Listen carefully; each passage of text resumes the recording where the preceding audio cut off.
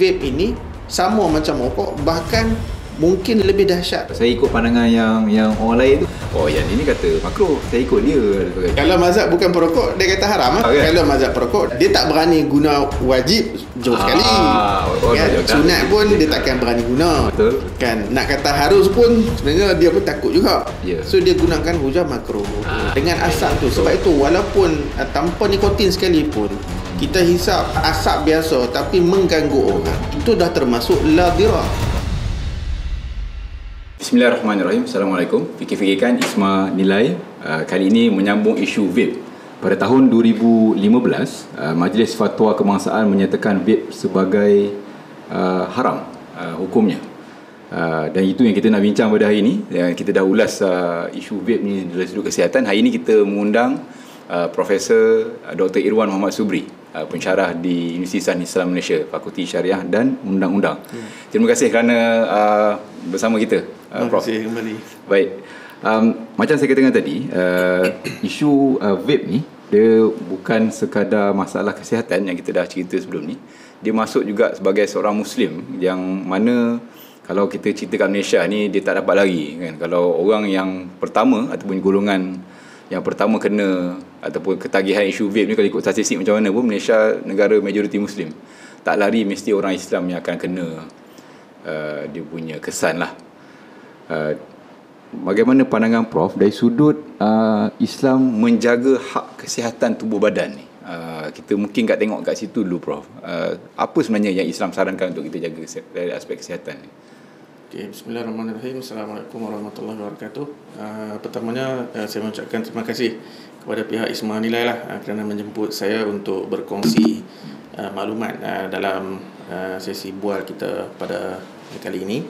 Tajuk vape ni memang menarik lah, and sebab dia dah jadi satu budaya, nak kata baru pun tidak, tetapi dia telah menjadi satu budaya yang agak bersemadi, khususnya di kalangan remaja, dewasa, dan yang paling membimbangkan sudah tentu kita takut kepada kanak-kanak ataupun anak-anak kecil seawal sekolah rendah dah mula mencuba vape ini kan.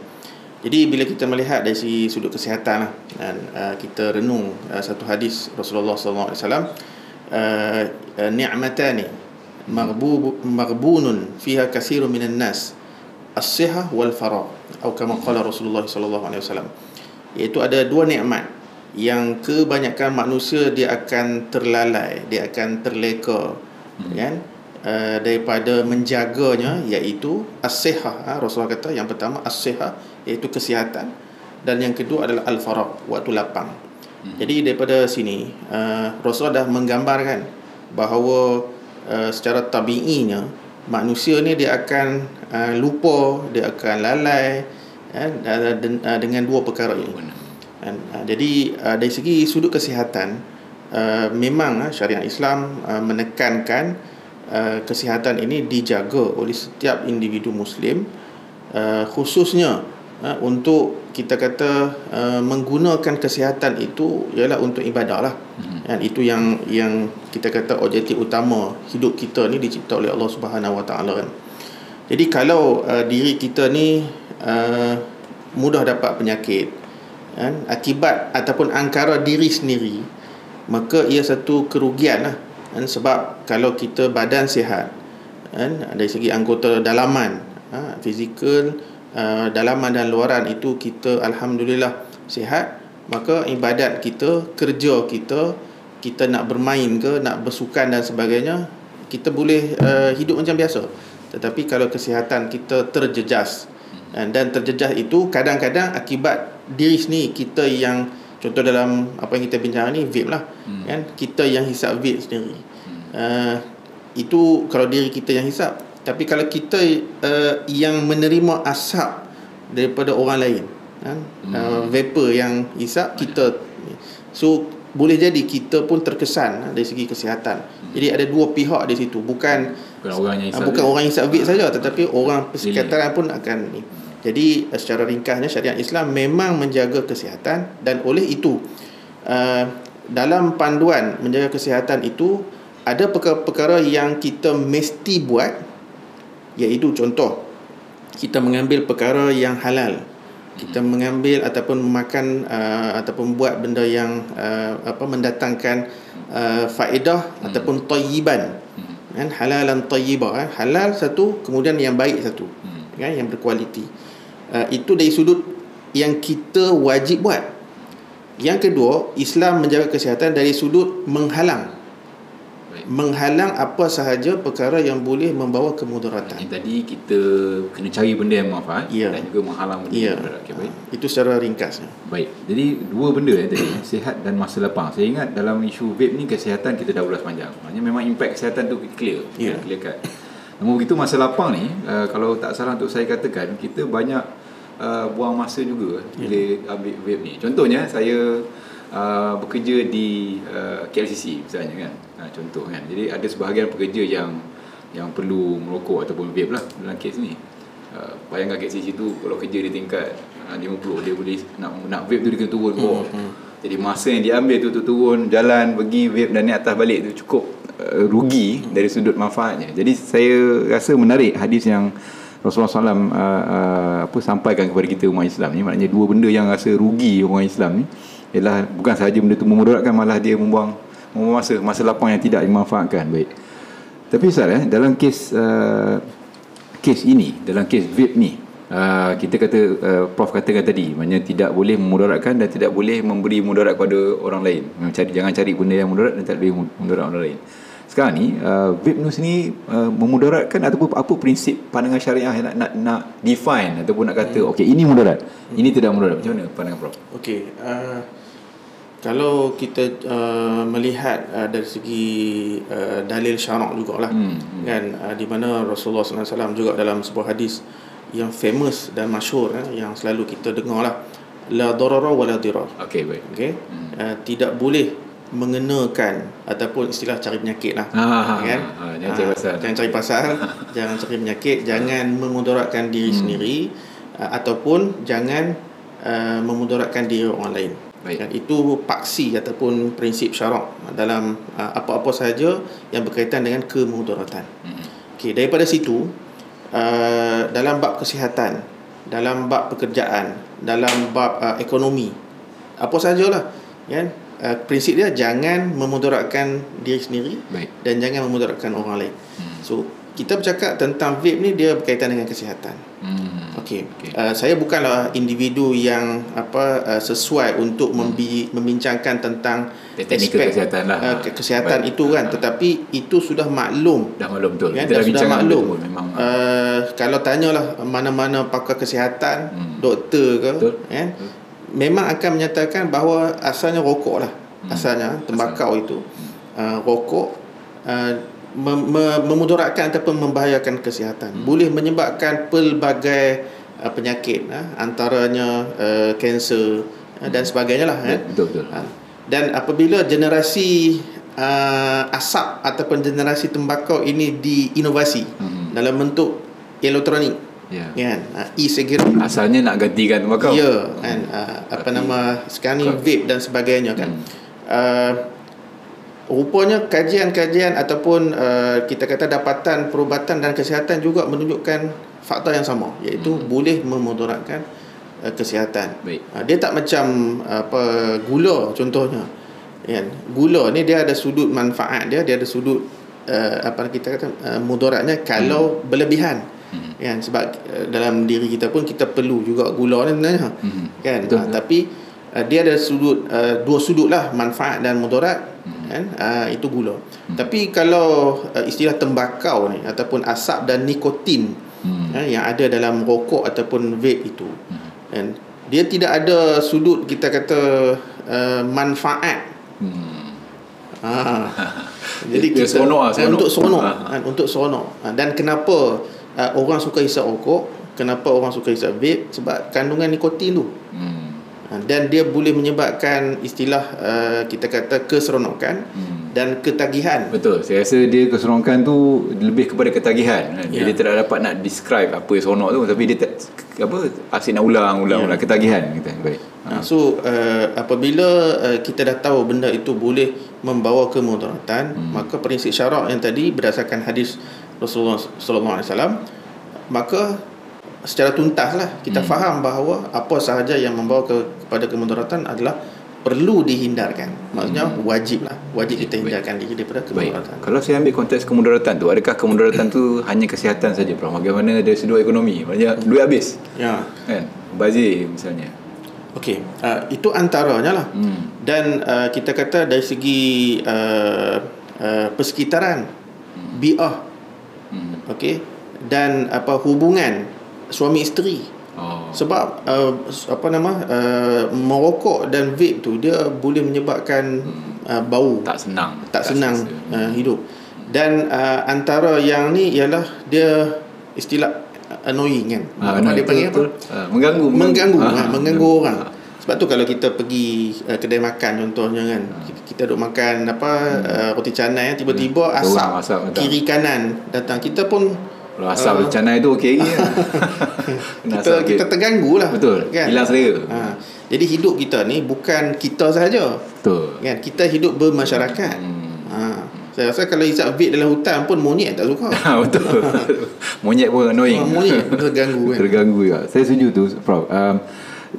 Saya suka nak ambil petik tadi yang macam la diror wala diror kan. Jadi perspektif, adakah itu menjadi asas kepada fatwa Majlis Fatwa Kebangsaan 2015 tu? Mungkin Ustaz Prof nak ulas sikit tentang fatwa tu. Saya teringat lagi kan, bila vape muncul lebih kurang 10 tahun ke atas lah. Dalam 2009 sebenarnya dia mula sampai ke lama dah. Sebenarnya saya diajak oleh pensyarah Fakulti Perubatan USIM juga kan, untuk menulis tentang vape ini dari sudut syariah lah. Jadi kita bekerjasama, pakar perubatan menulis dari sudut kesihatan dan saya menulis dari sudut prinsip syarak lah kan. Dan memang menjadi asas kepada fatwa sama ada di peringkat Majlis Muzakarah Kebangsaan MKI ataupun fatwa negeri-negeri Selangor, Perlis, Perak, boleh dikatakan semua negeri dah fatwakan bahawa vape itu haram.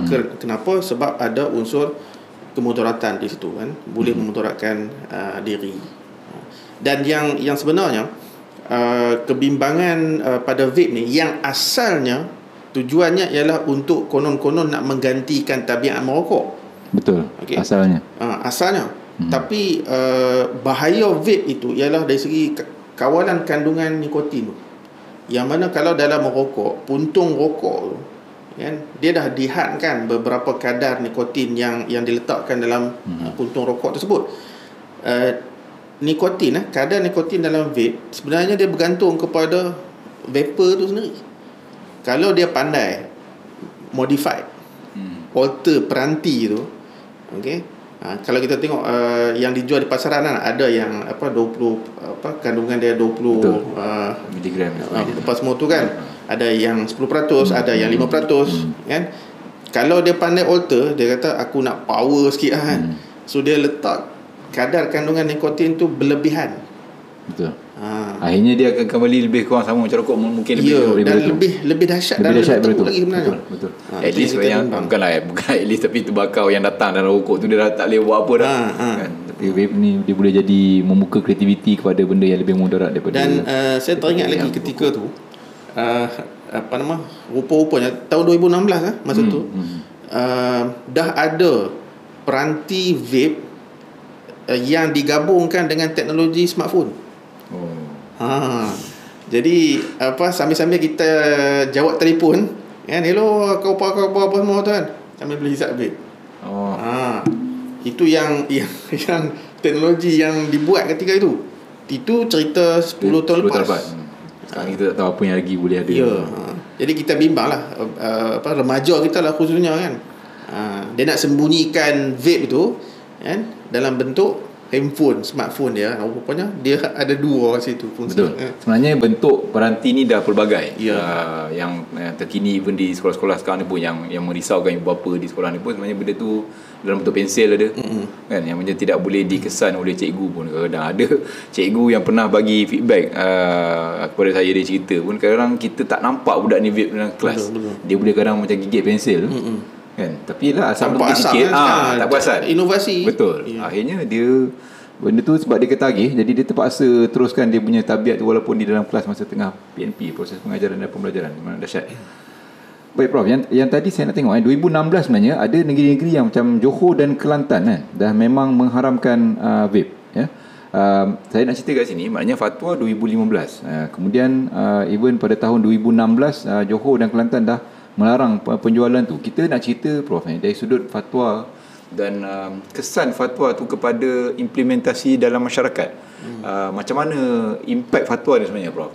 Kenapa masih ada lagi walaupun ada sebahagian negeri dah haramkan, fatwa kebangsaan dah haramkan? Macam pandangan Prof? Okey, ketika isu vape ni timbul lah, sebenarnya ramai di kalangan pakar-pakar kesihatan, doktor-doktor sendiri dah kita kata menyampaikan hasrat kepada pihak kerajaan lah supaya mengawal vape ini tidak menjadi seperti industri rokok. Betul.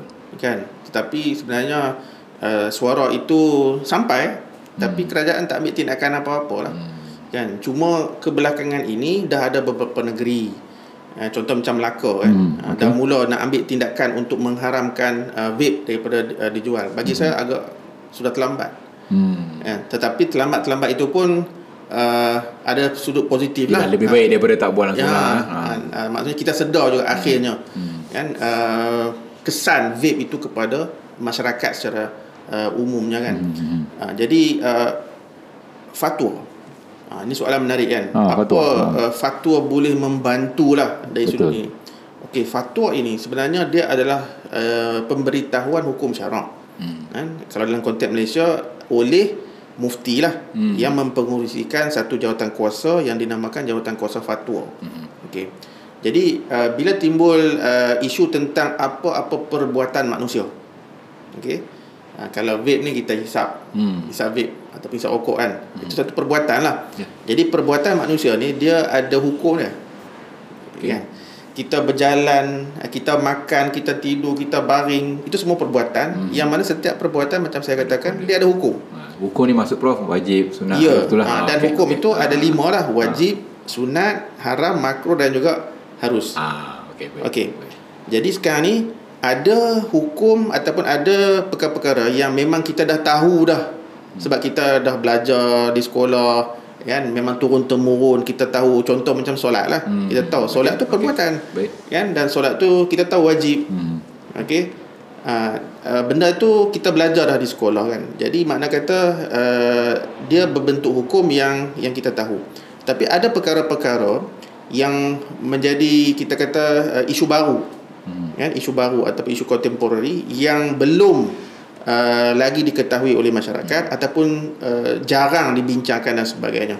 Jadi bila tiba isu vape ini, adakah ia sama dengan rokok? Sebab fatwa merokok sudah ada lagi lama sebelum tu. Dah ada lama. Haram juga. Jadi masa perbincangan tu dia ada buat perbandingan. Ya. Kan. Jadi jawatan kuasa buat perbandingan dan melihat dalil kan, melihat apa itu vape, apa fungsi dia kan, sudut manfaat dan juga mudarat ataupun mafsadah dalam vape itu kan. So semua itu ditimbang tara kan, dan setelah berpuas hati berdasarkan dalil-dalil syarak kan, faktor kesihatan, faktor sosial dan pelbagai aspek, maka jawatan kuasa fatwa melihat bahawa vape ini sama macam rokok, bahkan mungkin lebih dahsyat macam tadi saya sebut, dia punya kesan itu. Sebab yang tadi kandungan nikotin,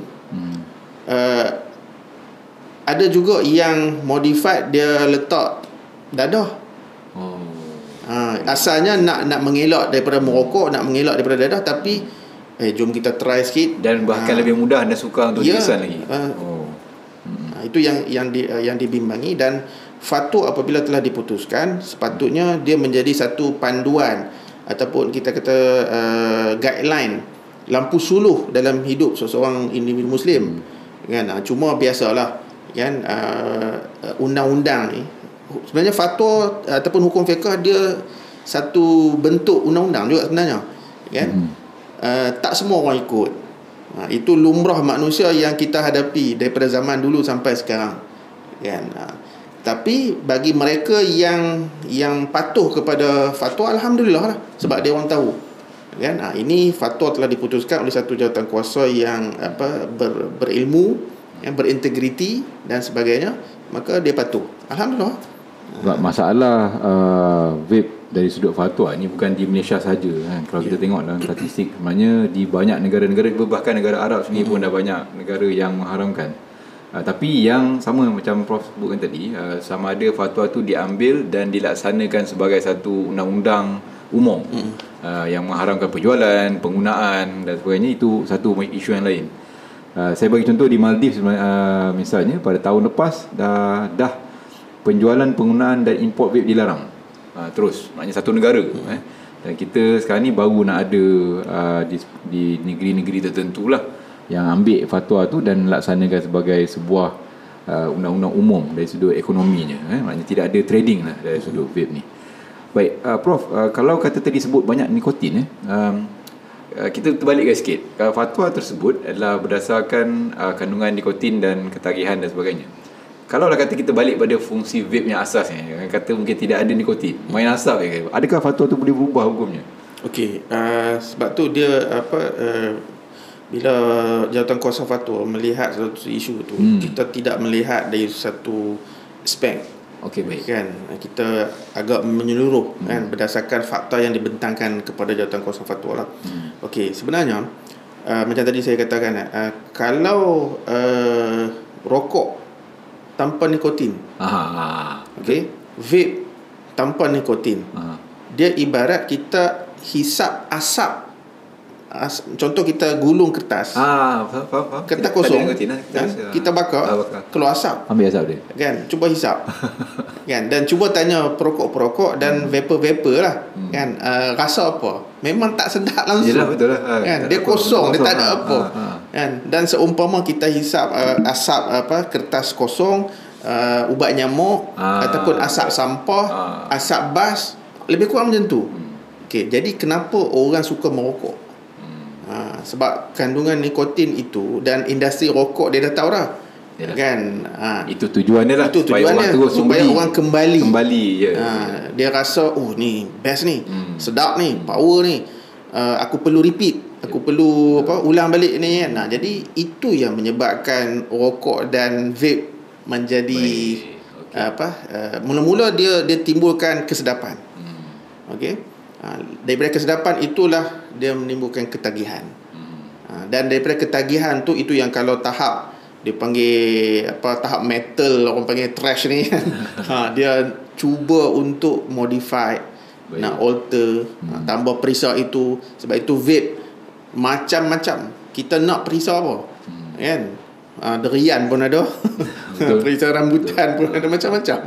Sebab dia dah diinovasi. Jadi maknanya fatwa tu dia bukan melihat kepada kandungan tu sebentuk nama, tapi sifat kandungan tu sendiri. Dan sebab tu tadi saya katakan, merokok tu dia bukan sekadar membahayakan kesihatan, dia mengganggu orang dengan asap tu. Sebab itu walaupun tanpa nikotin sekalipun, kita hisap asap biasa tapi mengganggu orang, itu dah termasuk la dirar. Okey, maknanya kita memudaratkan orang lain, mengganggu orang lain, dan menyusahkan orang lain. Maknanya aspek tu pun diambil kira dalam fatwa tersebut. Sebab itu saya sendirilah, peribadi saya, contoh macam saya pergi makan di kedai bersama keluarga saya dengan anak-anak dan isteri saya. Dan contohnya, kalau saya datang dulu, okey, saya duduk tengah makan, tiba-tiba ada perokok ataupun vapor datang duduk sebelah dan dia pun mula hisap, saya akan tegur. Okey, kata bang, minta tolong kan, saya ada anak kan, saya ada keluarga, minta inilah tolong. Jadi dengan cara baik sebenarnya. Sepanjang saya tegur itu, alhamdulillah semua bagi kerjasama lah. Itu kalau saya datang dulu. Tapi kalau saya masuk kedai, tiba-tiba ada meja kosong, saya dapati ada vapor ataupun perokok sedang hisap rokok, saya takkan duduk sebelah dia. Saya akan pergi cari tempat lain. Ataupun memang kita tak masuklah kedai tu sebab dah tak ada tempat kan. Sebab kita tak nak terganggu dengan asap rokok ataupun asap vape tu. Faham.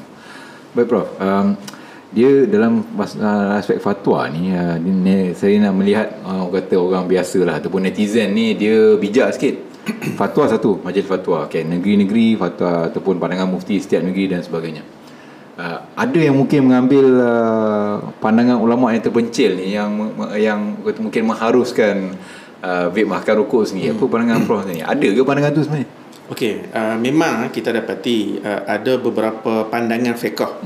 Dan dalam kitab-kitab klasik kita, dalam kitab-kitab Turas kita, kitab-kitab kuning kita, kitab-kitab Jawi kita, memang ada pandangan yang menyatakan bahawa merokok ini adalah makruh. Baik. Okey, kenapa? Ni sebab tu kita kena faham di sebalik pembuatan ataupun kita panggil pengeluaran fatwa ataupun hukum itu ada kisah, ada sebab dan sebagainya. Okey, kenapa zaman dulu ada sebahagian ulama yang kata hukumnya sama ada harus ataupun makruh.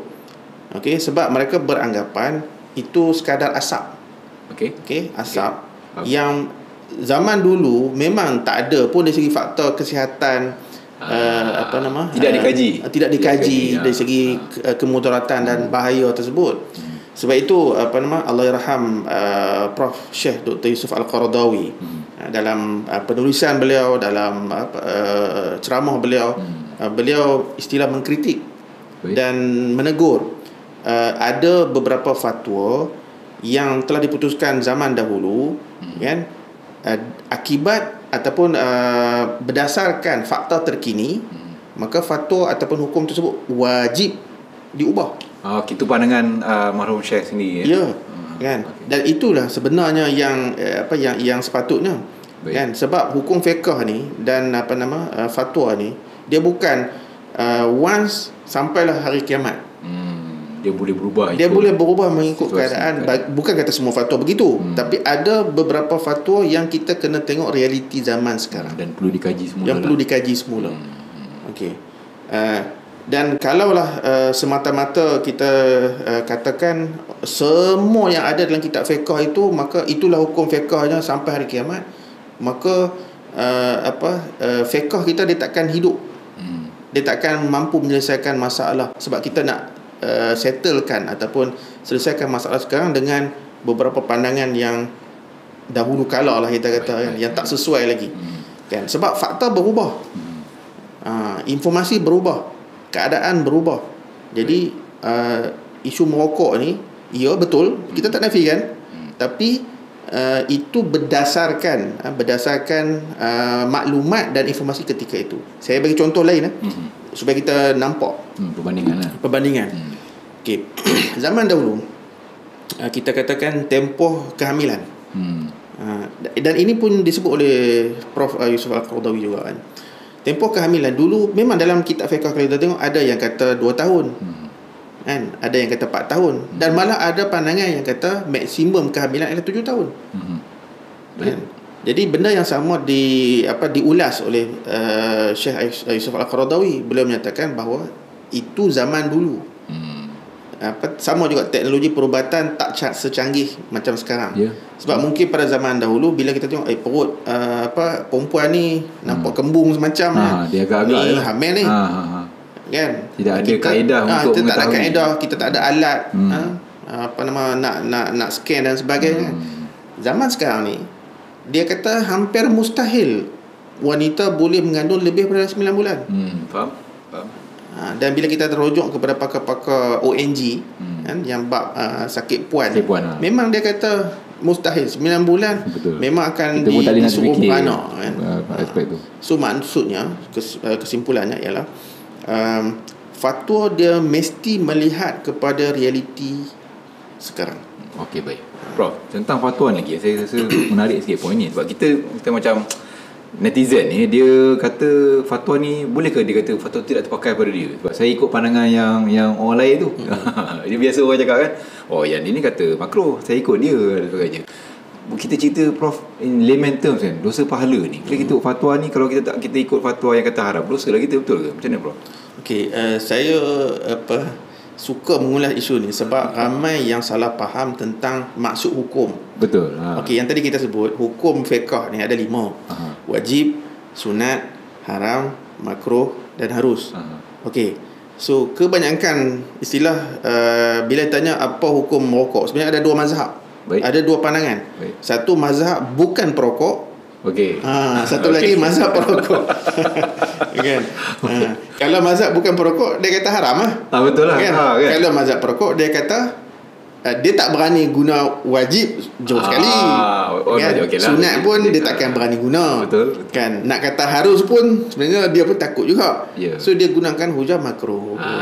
Paling-paling pun makruh. Paling-paling lah makruh. Okey, sebab dia tengok definisi, dia pun pandai juga kan. Dia tengok definisi makruh tu apa. Makruh ialah perbuatan yang kalau kita buat tak berdosa. Okey. Kalau kita tinggalkan insya-Allah dapat pahala lah. Digalakkan untuk tinggal. Tapi kalau buat tak berdosa. Itu yang selalu digunakan. Okey. Ini salah faham terhadap maksud makruh. Okey. Sebelum saya ulas tentang makruh ni, saya nak ulas tentang harus dulu. Okey. Harus ni maksudnya kita buat ke, kita tinggal ke, dosa pun tak dapat, pahala pun tak dapat. Contoh apa? Makan minum. Faham? Okey. Makan minum sebenarnya bukan wajib. Hukum asalnya adalah harus. Maksudnya nak makan pun silakan, tak mau makan pun tak apa. Apa pun tak dapat. Istilah orang Kedah ataupun orang Tara ikut hang lah. Kan? Itu harus.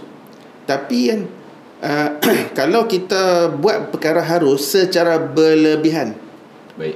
Makan. Makan. Sampai tersandar. Sampai tersandar, sampai dah kembung perut. Kan? Makan. Dan bila kita buat benda harus, itu harus tu. Asalnya. Tapi istilah terlajak ataupun terlampau, kan? Melebihi had, melangkaui batasnya, maka dia boleh berubah menjadi haram. Itu harus. Sama juga dengan makruh.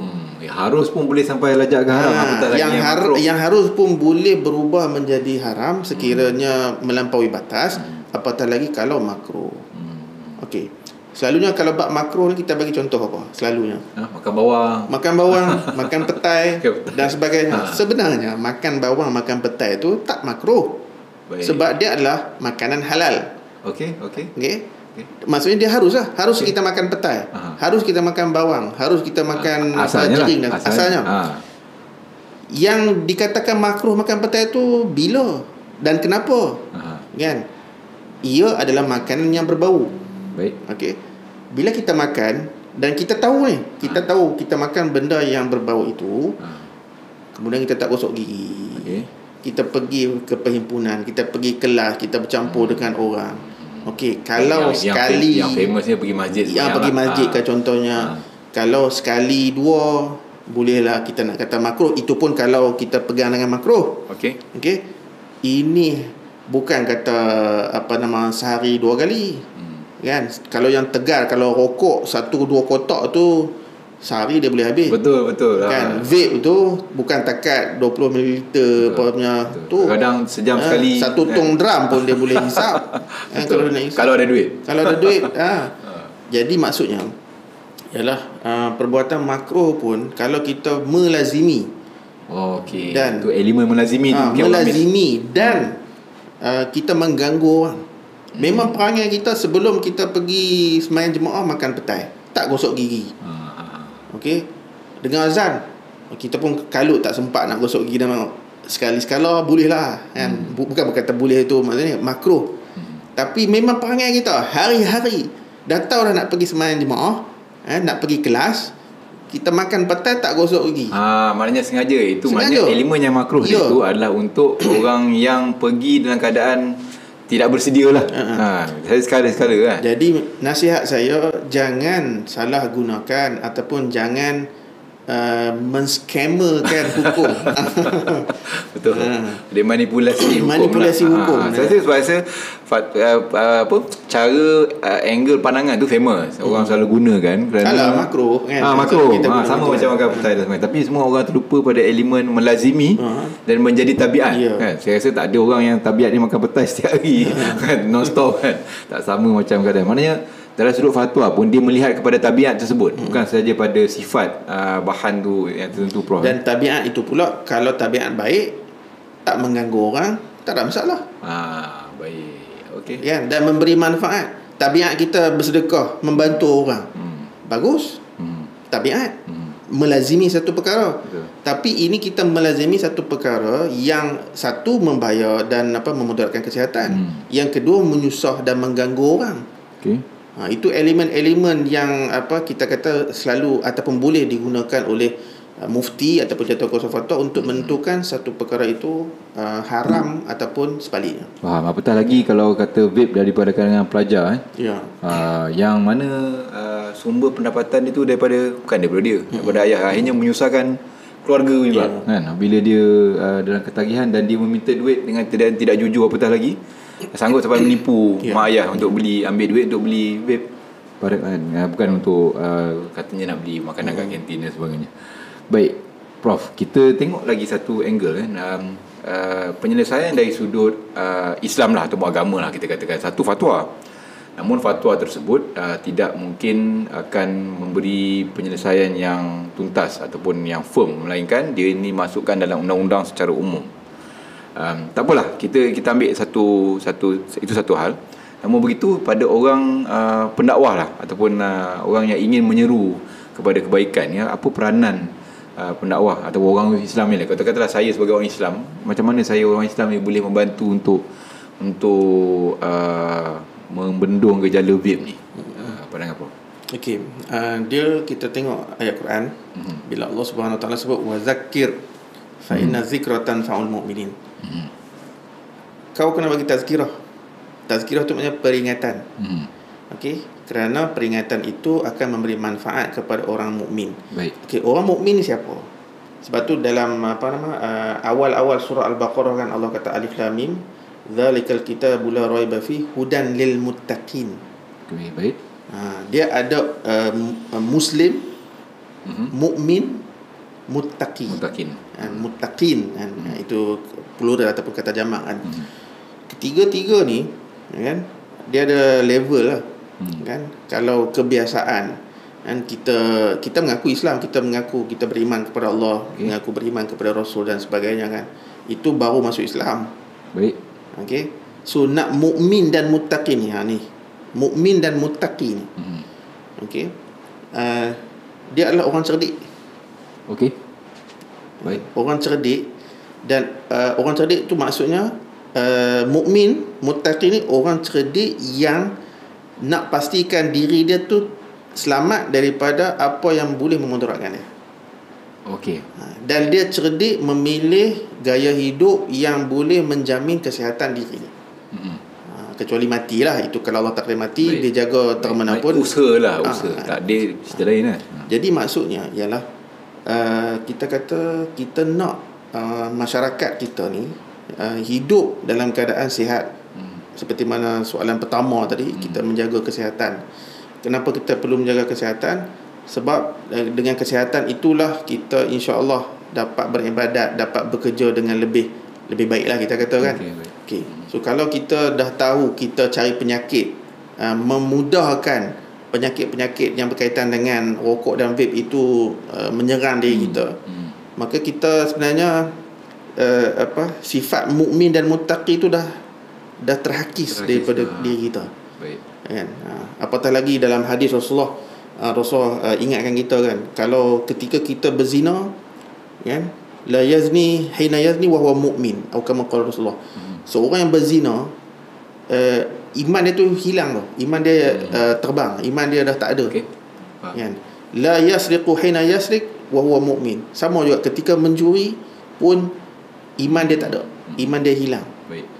Jadi maksudnya kalau kita betul-betul kita nak pastikan iman melekat, tetap melekat, maka segala maksiat, segala dosa-dosa besar, dosa kecil, betul kita tinggalkan untuk mencapai level muttaqin. Untuk mencapai level muttaqin itu kan. Jadi kita kata sebagai seorang pendakwa, kita dapati masyarakat kita memang di sana sini isap vape, isap rokok dan sebagainya kan. Saya teringat satu kisah masa saya kecil-kecil dulu kan, ayah saya ada kedai runcit kan, dan kadang-kadang bila habis sekolah ataupun hujung minggu saya jaga kedai tu kan. Ada satu ketika tu seorang bukan remaja lah, seorang yang mungkin awal 20-an lah, masuk kedai saya tu. Dia beli 3 jenis rokok. Baik. Saya pun dah tak ingat masa tu dah kecil yang jenis apa rokok tu kan. Tapi 3 jenis. Saya pun kenapa brother ni beli 3 jenis rokok? Dia bayar kan. Masa tu kita pun ialah kedai runcit kan. Hanya menjaga bagi pihak ayah kan. Terima duit semua tu, dia pun keluar lah. So dia masuk kereta. Yang menarik tahu dia buat apa? Satu dia pas kat ayah dia, satu dia pas kat mak dia, satu dia pegang. Maknanya keluarga sakinah betul ni. Kan? Jadi kita nampak kan, dan bila saya dah dewasa, kita dah belajar agama dan sebagainya kan, so kita dapati memang orang hisap rokok dan vape ni di sana sini ada. Jadi apa peranan kita? So dari sudut kita menyampaikan yang tadilah hukum Allah tu, kita menyampaikan hukum Allah. Benda yang memudaratkan adalah haram. Benda yang mendatangkan manfaat wajib, sunat ataupun digalakkan. Saya mungkin tertarik yang contoh Prof bagi tadi lah kan. Bila kita pergi kedai makan dan kita nampak orang mungkin pesan pada dia dan kata dia menunduk tempat lain, mungkin kalau dah ramai orang yang buat macam tu, mungkin dia pun rasa tak selesa, lama-lama dia meninggalkan tabiat tu. Macam tadi saya katakan, sepanjang saya duduk tegur, tak ada lagi lah yang melawan balik. Sebab gaya ataupun cara kita bil hikmah, minta dengan suara yang baiklah, bang minta tolong kan, saya ada keluarga, saya ada anak kecil kan. Sepanjang pengalaman saya, alhamdulillah mereka mengikut. Jadi masalah sebab kita satu, oi bodoh, tak nampak ke? Yalah, guna bahasa-bahasa kasar lah kan. Main kasar. Jadi mad'u ni, target man kita tu ataupun target woman, mad'u kita, dia takkan orang yang nak didakwah tu lah. So bahasa, cara, teknik perlu betul lah. Baik. Okay Prof, dari satu sudut lagi, katalah saya orang yang ketagihan kan, dan saya nak meninggal ni, memang sungguh-sungguh ni, tapi kecundang, sungguh-sungguh tinggal sebulan kecundang. Jadi macam mana kategori orang macam ni? Rasa dia nak jadi mutakin juga, tapi susah. Macam mana pandangan syarak pada isu? Kadang yalah, kita boleh mengambil contoh perokok lah. Kalau kata rokok mungkin lagi lama kan, yang dah tegar, yang dah tua-tua tapi tak boleh nak tinggalkan. Macam mana? Dari sudut syaraknya orang ni macam mana? Dia memang nak ni. Dari sudut dalaman dia memang rasa tak nak buat benda haram, tapi dia tak boleh nak buat. Sebab tu bagi saya contoh macam podcast yang kita buat sekarang ni, satu kita kata satu usaha yang baik. Dan kalau ada kawan-kawan yang sebegitu, memang istilah nak berubah ni, suruh dia dengar podcast ni. Suruh dia tonton podcast ni. Sebab dalam tu ada macam mana kita cuba nak mengubah lah. Kita sebagai pendakwah, kita cuba menyampaikan untuk kita mengubah orang. Orang mendengar, dia nak kena berubah, dan dia usaha nak berubah. Tapi kadang-kadang dia tak tahu. Kadang-kadang yang tadilah ada kecundang tengah jalan dan sebagainya kan. And antaranya ialah memang perlu dapatkan bantuan. Hanya kena usaha lebih lagi. Bukan sekadar niat lah. Bukan sekadar aku duduk atas katil aku nak berubah. Biasa macam tu lah. Esok berhenti lah. Esok berhenti lah macam tu. Kalau di klinik-klinik, hospital, dia ada klinik ataupun sesi untuk terapi untuk mengubah tabiat merokok. Jadi itu kena usaha lah. Baik. Kan? Maknanya dari sudut syarak pun, maknanya kesungguhan tu mesti dizahirkan dengan perbuatan yang bersungguh-sungguh lah. Dan ramaikan kawan-kawan yang tidak merokok. Kan? Tadi kita kata di luar sana ramai orang merokok. Sebenarnya di luar sana juga ramai yang tak merokok. Faham? Kan? Jadi kalau kita biasakan diri dengan golongan perokok dan vapor, memang kita tak merokok pun kita akan nak cuba. Dia macam berkawan dengan penjual besi dengan penjual minyak wangi.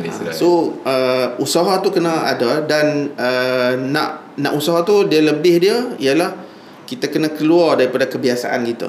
Baik. Kena berkawan dengan orang tak merokok, kena pergi sesi, kena dengar podcast dan sebagainya. Baik, Prof, Dr. Irwan, terima kasih banyak atas perkongsian tadi yang saya rasa jelas fatwa yang haram. Dan saya pesan kepada scammer ataupun jangan manipulasi fatwa, kerana fatwa itu telah jelas dan melihat seluruh aspek dalam isu ketagihan vape ni. Mungkin satu poin yang terakhir daripada boleh, saya. Boleh, silakan Prof.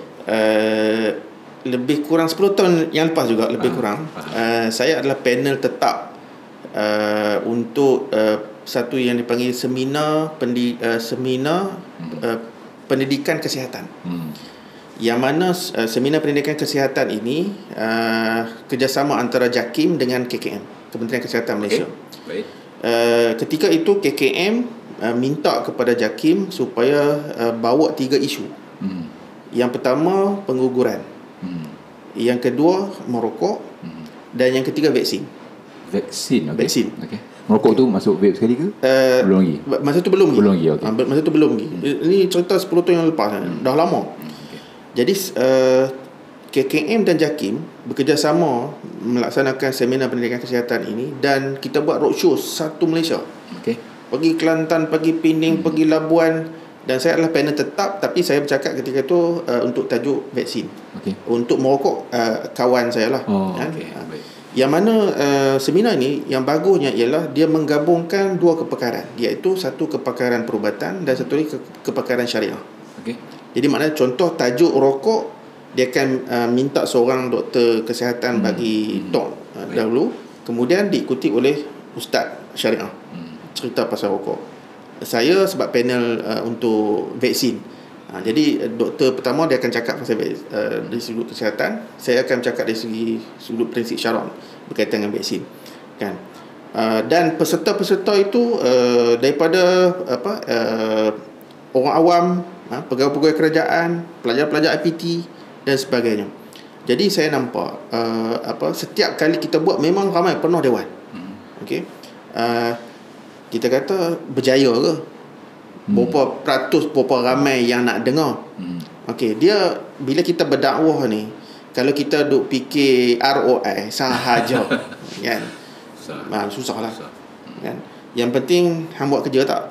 Hang sampaikan dakwah tak? Kan? Berapa ramai itu serah kepada Allah Subhanahu Taala. Kan? Tapi kita sebagai manusia, sebagai pendakwah lah, kan? Yang ada ilmu tu, yang kita ada ilmu, kita sampaikan. Sebab itu dalam kita nak menangani isu-isu seperti vape lah, kan, pendidikan berterusan tu dia memang kena. Dan kalau boleh seawal sekarang ni kita bimbang anak-anak sekolah rendah, kan. So seawal sekolah rendah, dan tadika lagi kita dah dedahkan. Sebenarnya apa yang Prof sebut pasal kisah kedai runcit tu, sekarang saya mendengar kisah yang sama bila ada cikgu yang tangkap pelajar di sekolah vape. Dia report pada mak, rupanya mak dengan ayah dia bersama vape juga. Jadi dah jadi satu keluarga yang lebih kurang. Sebenarnya kisah tu dia dulu dengan rokok, sekarang dah jadi vape, keluarga yang bersama-sama lah isu tu. Baik, jadi itu sahaja untuk kali ini. Pesanan terakhir saya, fatwa dah jelas, ianya haram, dan jangan scam fatwa. Dan kalau nak berubah, insya-Allah boleh berubah seandainya kita mencari jalan secara bersungguh-sungguh untuk berubah. Fikir-fikirkan, dan kita jumpa lagi pada sesi akan datang. Terima kasih.